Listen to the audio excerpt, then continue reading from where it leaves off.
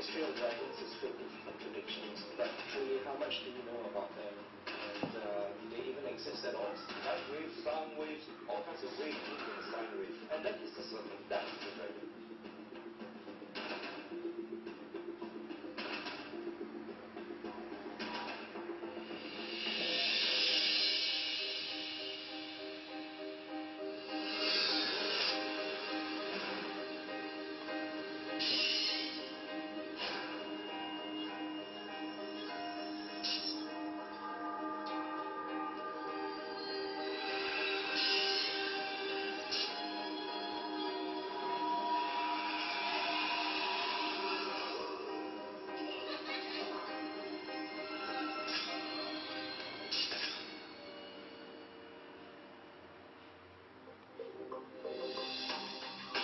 The dragon adventures continue as we find out about these mythical creatures of legendary tales.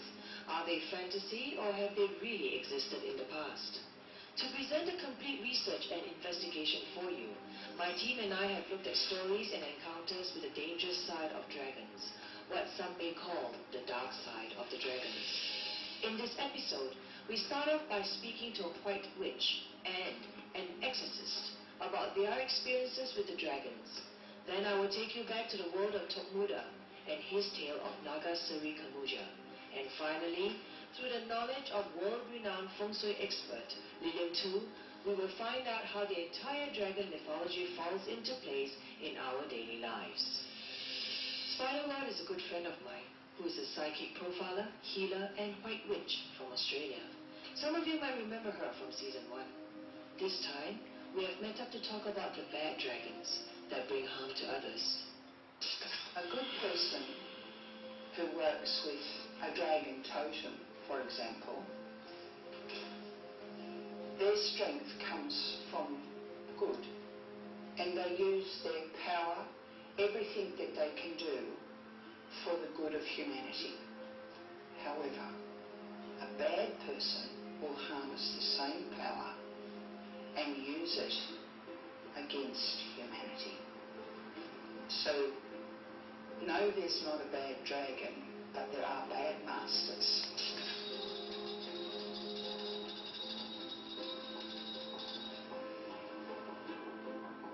We also went to Singapore to meet with an exorcist, Sheikh Zahurin, and asked for his opinion regarding the dragons in his practice.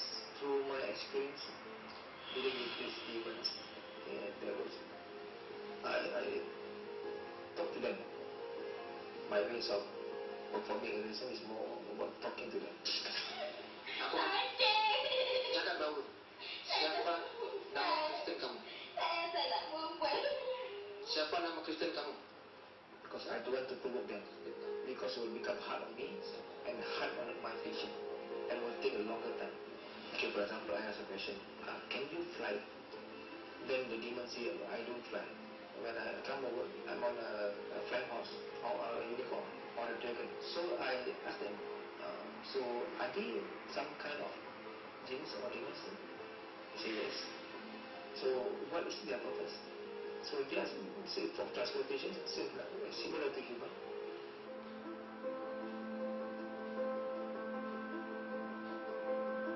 They are from the sky. They will normally take Pegasus, dragons, griffins, phoenix, and also if they come from the sea, they will sea dragon.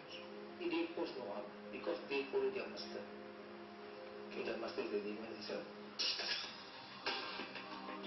So it seems that dragons are relatively harmless by nature, but when they become vicious, it is because they are controlled by demons, according to Sheikh Zahurin, or evil human masters, based on Spider's explanation. Is somebody going to be manipulated mentally by a spiritual dragon? Highly unlikely. Is the house going to be attacked by a spiritual dragon? More likely. They don't inhabit a person, they'll inhabit a place. If you invited the dragon, then the dragon is there for your benefit and your protection. If somebody sent the dragon, then they are more likely to have sent the dragon for dark reasons. In which case, you would consider what it is that frightens you about the dragon. And whatever you stay positive that the dragon can't hurt you or cause you misfortune. And my demons, legions of demons. Aku tengah fokus dengan kita. Kamu nak bagi tak? Kamu nak cakap. Some of my patients, they get possessed when they go to the sea. So maybe through something, maybe they do something. Maybe they throw stones to the sea, or they do something that might not to be liking of these animals. They start to take action. Okay, but it's not that severe. Normally when I come down to negotiate with them, they will tell me what happened, and the most they will tell me that they want me to tell my patient, to give a warning that the next time don't do like that.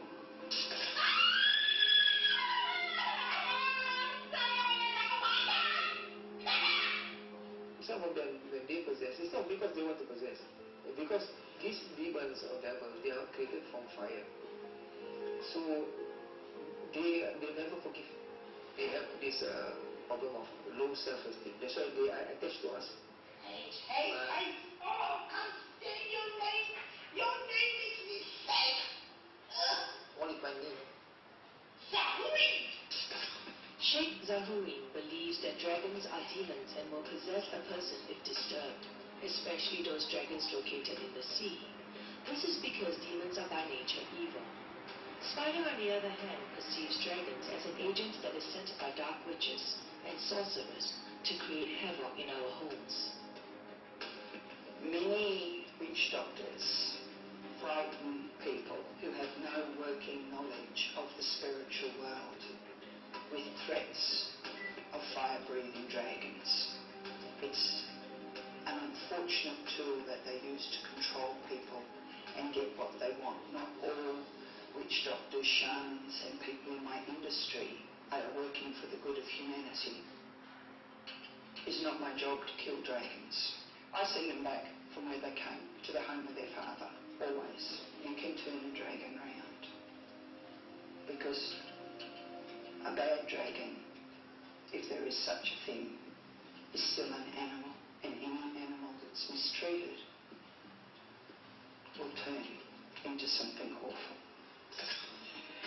It appears that in both the Eastern and Western cultures, there is a human sorcerer that could communicate with or control the dragons. And with good intentions, the human can harness positive energies from this magnificent creature.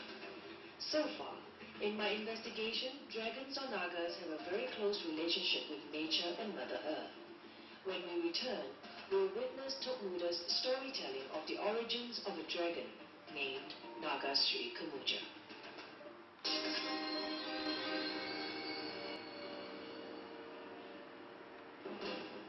In a previous episode, we witnessed Tokmuda, the 82-year-old native shaman and story keeper from Kampong Pian, Pahang. Meet Dr. Colin Nicholas, the coordinator of the Center of Oral Asli Concerns, who will share with us his understanding of the role of dragons in the belief systems of the natives. Dr. Colin, have you heard this story before with regards to the Naga Sri Kameja? The Naga Sri Kameja and Naga Sri Kameja have relations together with the people in Kasichini, for example. When they tell their stories, what is your experience of the way they tell stories? The stories for Orang Asli is not like children's story. It's actually part of their whole cosmology. The way of saying things. It's also a way of telling people how to behave, how to relate with other people and so on. So it's part of their belief system. Also the myths and belief systems of the Orang Asli are very much related to the environment. So most Orang Asli communities logically will stay near rivers, big rivers. And the rivers have a tendency to look like a snake and so on. And the belief is that a river is actually a living spirit, and the spirit of the naga, of the dragon, or the large snake. So when you treat the river as a spirit, as something to be Nurtured and respected. So you will not do anything to destroy it or harm it or cause the river to be polluted, for example. because the belief system is that when you do that, you do too much logging for the last string, the Naga will be irritated, disturbed, or angry, and it will switch its tail and cause flash floods and this kind of calamities which people identify with the river. Only when you believe in this that you will respect it and follow the rules. And it's not uncommon to have this in all other religions. Based on the story that we are told by Tok Muda, they actually do believe that the dragon existed, but maybe not in Tok Muda's lifetime, but from his ancestors, which he told me that there's actually like a lineage. Yes. So, would you therefore conclude that the dragon is actually one of the key common beliefs throughout the different indigenous groups? Yes, not just in Malaysia, worldwide. Worldwide as well. Yes, it's a very common feature.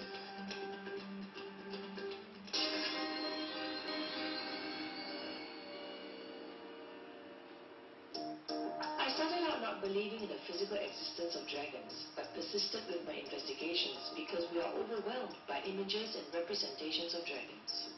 What are the real reasons behind this phenomena?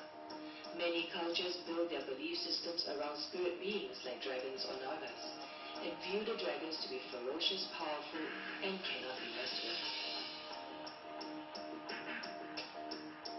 A dragon, as you know, is very dear to me. I feel very close to the dragon, and I have researched the dragon for the last 35 years. You ask me whether dragons existed, my belief is that it has existed in the past. If you talk to anybody living, nobody would have seen the dragon because it got extinct ages ago. And if you can see that our tigers and elephants are in danger of getting extinct even right now, then you can always entertain the possibility that the dragon simply became extinct. But I think more important about the dragon, whether it exists or not, is, in my humble opinion, really quite irrelevant. What is more important is what the dragon symbolizes. And for me, probably because I'm Chinese, I like to think of the dragon with great fondness, and the dragon to me represents everything imperial, everything celestial.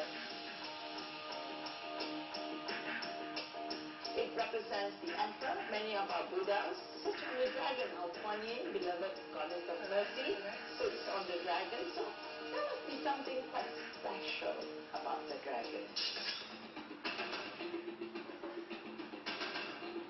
To Lillian and the Chinese community, dragons are such authoritative creatures. But in my interview with Sheikh Zahurin, dragons were said to be the vehicles of demons.